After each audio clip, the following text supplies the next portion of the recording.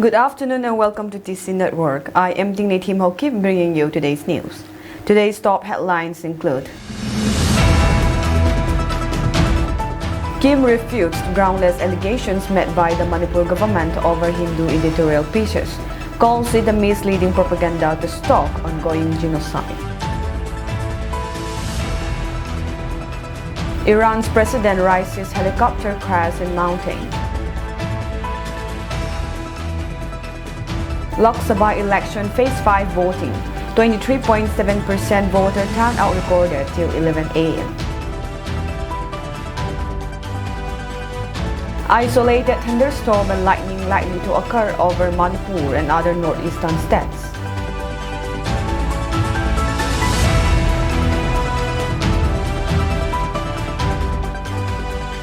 News in details. The Manipur government's allegations against the Hindus' editorial piece, lame excuse on Manipur and the ethnic conflict, are a defamatory attempt to defame the Kyrgyzstan community and use misleading propaganda to stop the ongoing genocide. The press release, which criticizes the Burundian government and ability to build confidence and restore peace, is unsigned and filled with lies. The Kuki INP must refute these outrageous claims. Claim number 1. The situation in Manipur is under control and peace has been restored. Fake. The Kuki people in Manipur continue to face systemic violence and discrimination with over 41,425 displaced, 185 killed, and 200 villages burned. There are no genuine peace efforts or concrete relief steps, and the recent kidnapping of 3 Jharkhand natives reflects state incompetence, potentially reviewing the secessionist insurgency movement. Claim number 2. The government has taken all necessary steps to ensure the safety and security of all communities. Fact. The government's actions in addressing the ongoing crisis in Meitei have been biased and inadequate. Meitei fundamentalists continue to use thousands of looted weapons and ammunition against Kyrgyzstan civilians, while the state government has been relegated to requesting the return of such weapons without any results. The Kyrgyzstan tribals displaced by the CM stormtroopers are living in deplorable conditions in relief camps with inadequate access to medical facilities, food, clothes, education, and employment opportunities. The administration has failed to protect the Kyrgyzstan people from targeted violence. Claim number 3. The allegations of bias and partiality in the government's response are unfounded and politically motivated. Fake. The Manipur government, led by Chief Minister Biren Singh and his organizations, is accused of bias and partiality in inciting violence against the Kyrgyzstan people. The government needs to explain why Manipur police allowed Meitei militants to attack villages and the numerous incidents where they targeted Kyrgyzstan homes and schools. Claim number 4. Efforts have been made to facilitate reconciliation and dialogue among communities. Fact.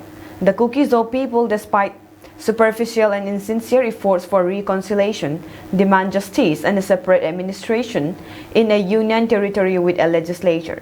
They demand justice, safety, security, and equal rights as equal citizens, rather than empty promises of reconciliation.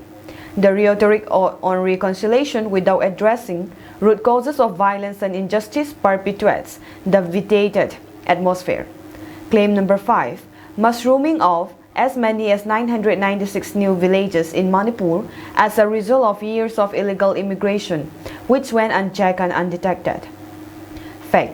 The Chief Minister's narrative against the Kyrgyzstan people is baseless, claiming an increase in villages due to internal displacement and customary practices. Internal displacement was caused by the 1990s Kuki-Naga conflict, leading to mass migration. The government should rely on official census figures for population growth, not the number of villages. Decadal census data shows no illegal immigrants, and the Chief Minister's claims are unsubstantiated. Claim number 6. Illegal immigrants objected to the government's effort to detect illegal immigration. Fact. The Chief Minister of Manipur, Biren Singh, has been accused of targeting the entire Kyrgyzstan Indian population under the guise of identifying illegal immigrants. This dehumanizing tactic is a dangerous attempt to strip the Kyrgyzstan people of their humanity and legitimize acts of violence and ethnic cleansing. The use of the term illegal immigrants mirror historical atrocities where the powerful have sought to annihilate entire communities under the guise of addressing non-existent threats. Claim number 7. 5,457 illegal immigrants have been detected in Kamzong. Fact. The Chief Minister's selective data selection targeting Kyrgyzstan people is misleading and dishonest, as most detected individuals are from other tribal villages, not Kyrgyzstan villages. Repeated attempts to target Kyrgyzstan people further expose his deceitful tactics. Claim number 8. The Chief Minister refers to the 1972 number of MLAs to suggest a massive influx of cookies. Fact. The Chief Minister needs to explain his discriminatory selection of results for the 1972 Assembly elections, citing previous elections where Kuki consistently won 9 out of 19 tribal seats. Kukis can claim an unnatural influx of voters from other ethnicities in 1972, as they held 55.55% of the total tribal seats in 1967 and dropped to 31.57% in 1972. Claim number 9. Massive influx of illegal immigrants in 1962 and 1988. Fact. The allegations of a massive influx of illegal immigrants in 1962 and 1988 are fabrications and lies. The Kyrgyzstan people expelled from Burma during the Khadomi Operation 1967 were homecomers who settled in existing Kyrgyzstan villages. The Chief Minister's labeling of these Indians as refugees is misguided and could not extend to all 300,000 mainland Indians. Claim number 10. The Kyrgyzstan community is involved in extensive poppy cultivation. Fact. The Chief Minister's release reveals his hypocrisy in corruption by blaming the Kyrgyzstan people for the wrongs of the Meitei narcissist regime. He fails to mention poppy cultivation destroyed in areas dominated by other ethnicities, and his connection to major drug lords in the valley. The selective targeting and criminalization of Kyrgyzstan farmers while protecting Meitei cartels is another example of his hypocrisy. Furthermore, Biren Singh should stop spreading fake news and misinformation about the Kyrgyzstan people in Manipur, India, as it is a justification for his state-sponsored genocide. The Kyrgyzstan people continue to face violence, displacement, and discrimination, and the government should take action against false assertions. The Kuki Inpi will fight for justice and the recognition of their constitutional rights. A union territory with legislative powers could offer a permanent solution for lasting peace and stability. The KNO-KNAB, a group of ethnic nationalities fighting against the Myanmar military regime, has denied allegations that Indian forces are aiding Kuki militants in waging war against Meitei groups in Myanmar. They claim that the allegation is baseless and unfounded, with the sole motive being to tarnish their political stand of restoring democracy in Myanmar. A video clip from the abandoned People's Liberation Army camp shows a PLA member thanking the Chief Minister for supplying powerful weapons to the PLA. This reveals that Meitei militants are illegally being sheltered in Myanmar army camps along the border towns and are being used to crush the pro-democracy movement. In return, the Myanmar army supports the Meitei militant fighting for independence of Manipur. The KNO-KNAB is a part of an alliance of all ethnic nationalities across Myanmar under the National Unity Government (NUG) and is committed to their stand for democracy in Myanmar. They expect India, the largest democratic nation on earth, to extend all possible help to the people of Myanmar and urge both the NSCN and Meitei militants to stop fighting alongside the repressive military regime. If the NSCN and PLA continue to stand with the military regime, they should not blame the KNAB and Democratic Alliance, but accept their fate with content. Instead of supporting anti-democratic Meitei militants, the NSCN should raise their voice and defend their defenseless people who are being targeted by Meitei miscreants in the Imphal Valley. As fellow Christians, they would remind the NSCN to uphold their organization's theme, Nagaland for Christ, in all their political moves and activities. The helicopter crash which Iranian President Ibrahim Raisi, the country's foreign minister, and other officials were killed is likely to reverberate across the Middle East, where Iran's influence runs wide and deep. That's because Iran has spent decades supporting armed groups and militants in Lebanon, Syria, Iraq, Yemen, and the Palestinian territories, allowing it to project power and potentially deter attacks from the United States or Israel, the sworn enemies of its 1979 Islamic Revolution. Tensions have never been higher than they were last month, when Iran under Raisi and Supreme Leader Ayatollah Ali Khamenei launched hundreds of drones and ballistic missiles at Israel in response to an airstrike on an Iranian consulate in Syria that killed 2 Iranian generals and 5 officers. Israel, with the help of the United States, Britain, Jordan, and others, intercepted nearly all the projectiles. In response, Israel apparently launched its own strike against an air defense radar system in the Iranian city of Isfahan, causing no casualties but sending an unmistakable message. The sites have waged a pseudo war of covert operations and cyber attacks for years, but the extent of fire in April was their first direct military confrontation. The ongoing war between Israel and Hamas has drawn in other Iranian allies, with each attack and counterattack threatening to set off a white war. It's a combustible mix that could be ignited by unexpected events such as Sunday's deadly crash.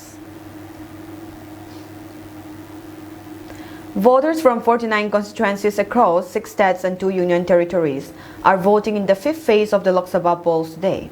Polling is being held for 5 parliamentary seats in Bihar, Jharkhand, Maharashtra, Odisha, Uttar Pradesh, West Bengal, and 2 union territories, Jammu and Kashmir and Ladakh.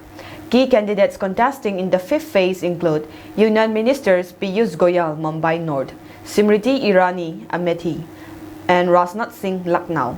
From the opposition, Congress Rahul Gandhi is defending his mother, Sonia Gandhi Bastion, Raebareli.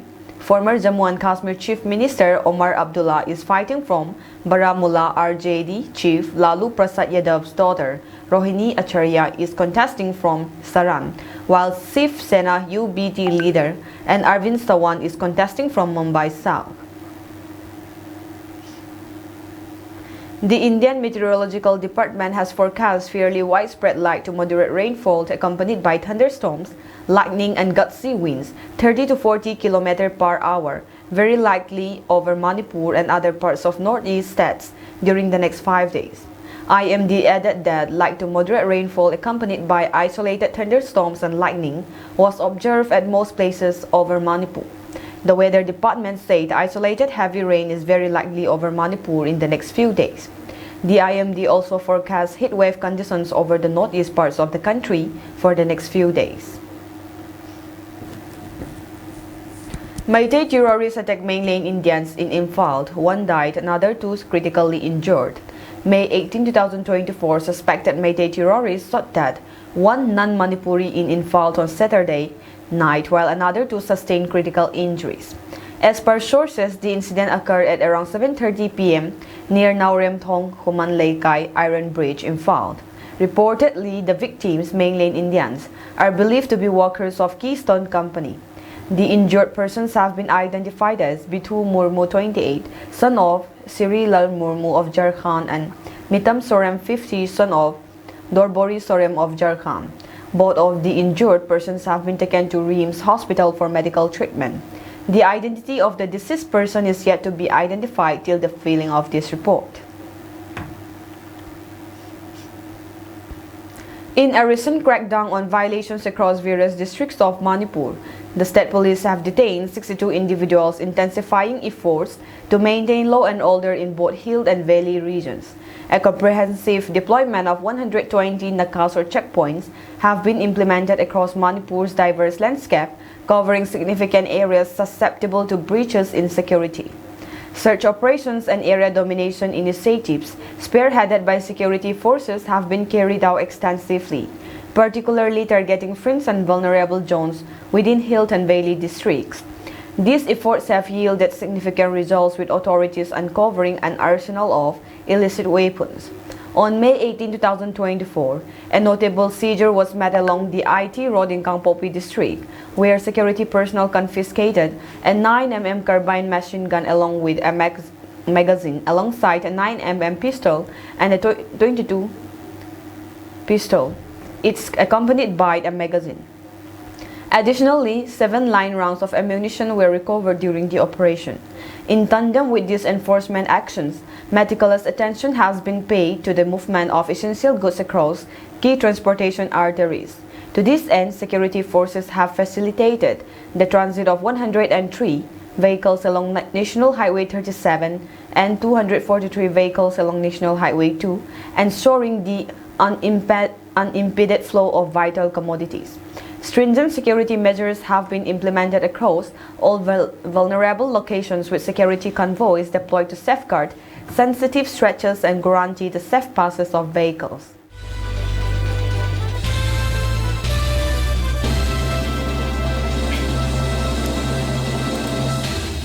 Bharatiya Janata Party BJP National President JP Nadda, in an interview to the Indian Express, said that the party has now reached a position to function without the help of the Rashtriya Swayamsevak Sangh (RSS). However, he refused to state explicitly whether the party needs RSS in political activities. Responding to a question to understand the relations between RSS and the BJP, Nadda differentiated the two saffron outfits and said that the RSS was a cultural organization while the BJP was political. Everyone has got their own work. In the beginning, we would have been less capable, smaller, and needed the RSS. Today, we have grown and we are capable. The BJP runs itself. That's the difference, Nadda told the Indian Express. The BJP leader further stated that there is a great respect among both organizations for each other. Some in the media like speculating on RSS-BJP relations. They spread conspiracy theories and myths. The reality is that both have a rich history of working in tandem, guided by the spirit of nation first, he added. When asked about the long-term goal of RSS to build temples in Mathura and Varanasi, he said that the BJP does not have any such idea, plan or desire. Nadda said that the demand for the temple in Ayodhya was met in BJP's Palampur resolution in 1989. Ours is a big party and the leaders can talk about the issues they feel ideologically strong about, referring to statements by Uttar Pradesh CM Yogi Adityanath and Assam CM Himanta Biswa Sarma. There are no discussions on this. Our system works in a way in which the party's thought process is set by the discussions in the parliamentary board, then it goes to the National Council, which endorses it, Nadda stated. Yogi Adityanath in the Uttar Pradesh Statement Assembly had earlier said that they had only demanded 3 sites, Ayodhya, Kasi and Mathura. Himanta Biswa Sarma on Saturday, May 18, have promised that grand temples would be built in Varanasi and Mathura if the National Democratic Alliance NDA led by BJP gets more than 400 seats. 3 youths were injured in a knife attack incident on Sunday at an election rally of the National Conference (NC) in Jammu and Kashmir, Poonch district. The incident happened when the NC chief and former Jammu and Kashmir chief minister Farooq Abdullah was present at the venue along with the party candidate. There was an election rally by NC in Mandar area of Poonch district today, in which NC President Dr. Farooq Abdullah and party candidate for Anantnag Rajouri Lok Sabha seat Mayan Altaf Ahmad were also present. A fight took place between 2 groups on the sidelines of the rally, in which 3 youths sustained knife injuries, said officials. The injured youths were shifted to a government medical college hospital in Rajouri town for specialized treatment. Doctors have described the condition of one of the injured, identified as Suhail Ahmad of Mandar, as serious. The other 2 injured youths admitted to the hospital have been identified as Yasir Ahmad and Imran Ahmad, the officials further said. These 2 injured youths, Yasir Ahmad and Imran Ahmad, fled from the hospital. The officials say they fled the hospitals for unknown reasons. A case has been registered in this incident and police have started an investigation. No arrests have been made so far in this incident, the officials said. Meanwhile, people started protests against the incident in Mandar Chowk and authorities were trying to pacify the protesters.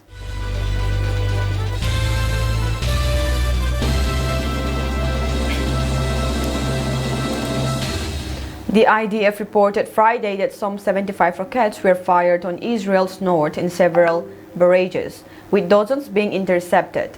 Additionally, an Israeli Air Force fighter jet destroyed a Hezbollah launcher in the Yiron area that was poised to fire rockets at Israeli territory. 2 people sustained minor injuries from Hezbollah's rocket fire in the region. The barrage included dozens of rockets launched from the Golan Heights, Mangdov, and extending to the western Galilee. The attacks were heavy, widespread, and coordinated. Alerts for a hostile aircraft incursion were also activated in several locations, following the rocket sirens in the Miram Hagalil Regional Council area. A house was struck by a rocket, causing damage but no reported injuries. Hezbollah claimed responsibility for the latest barrage targeting the Galilee and the Golan Heights, stating that it fired 50 Katyusha rockets at a military base near Kyrgyzstan. The terror group also claimed to have targeted another military post in Israel. The Merom Hagalil Regional Council stated, "We are witnessing an escalation from Hezbollah. The rockets are not only falling near the border but also deeper into the territory. We demand that the IDF escalate its attack and inflict significant damage on the Lebanese side. We cannot afford to lose control of the north." Minister for the Development of the Periphery, the Negev and the Galilee, Yitzhak Wasserlov, criticized the government he is part of, writing on social media. The cabinet's absorption policy in the north is a disgrace, tolerating the rocket fire on northern communities and their destruction on a scale not seen since the establishment of the state, creating a security buffer zone within Israel, turning tens of thousands of Israelis into refugees, destroying families and lives, and eroding Israeli deterrence is a security and political failure. Wasserlov, responsible for the Galilee, added, "It is time to dissolve the Conception Cabinet and change the failing policy."